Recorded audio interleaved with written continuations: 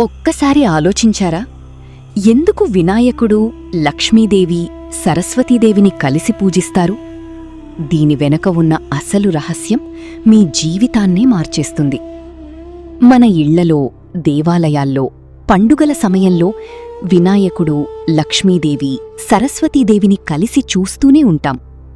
కాని వీరిని కలిసి పూజించడం వెనుక ఉన్న నిజమైన అర్థం చాలామందికి తెలియదు. వినాయకుడు విఘ్నాలను తొలగించే దేవుడు.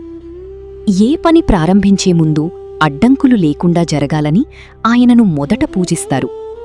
జీవితంలో ఎలాంటి అడ్డంకులు వచ్చినా సరైన దారిని చూపించే శక్తి ఆయనే. సరస్వతీదేవి జ్ఞానం, విద్య, కళలకు ఆధారం. కాని దారి మాత్రమే సరిపోదు, సరైన జ్ఞానం కూడా కావాలి. అందుకే సరస్వతీదేవిని పూజిస్తారు. జ్ఞానం లేకుంటే ధనం ఉన్నా నిలవదు అనే భావన. లక్ష్మీదేవి ధనం, ఐశ్వర్యం, అదృష్టానికి ప్రతీక. జీవితంలో సంపద, శ్రేయస్సు రావాలని ప్రార్థిస్తారు. కాని పురాణాలు చెబుతున్న అసలు సత్యమేమిటంటే జ్ఞానం ఉన్నవాడి చేతిలో ఉన్న సంపదే నిలుస్తుంది.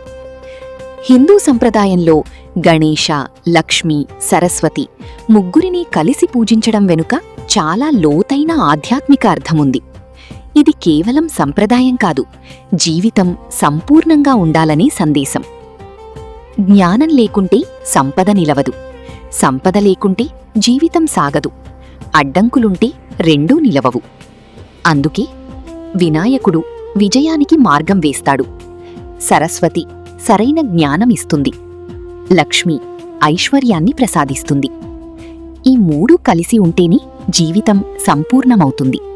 అందుకే హిందూ ధర్మం ఒక గొప్ప సందేశమిస్తుంది. ముందు వినాయకుడి ఆశీర్వాదం, తర్వాత సరస్వతి జ్ఞానం, ఆ తరువాత లక్ష్మీ కటాక్షం. ఇప్పటివరకు ఈ రహస్యం మీకు తెలుసా? తెలిస్తే ఓం గం గణపతయే నమః అని కామెంట్ చేయండి.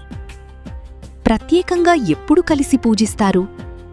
దీపావళి, విద్యారంభం, వ్యాపారం ప్రారంభం, ఇంటి శుభకార్యాలు, పరీక్షల ముందు, కొత్త కార్యాలయం ఓపెనింగ్.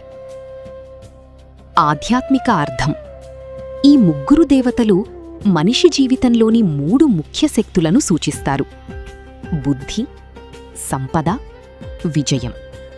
ఇవి సమతుల్యంగా ఉంటేనే నిజమైన ఆనందం వస్తుందని పురాణాలు చెప్తున్నాయి.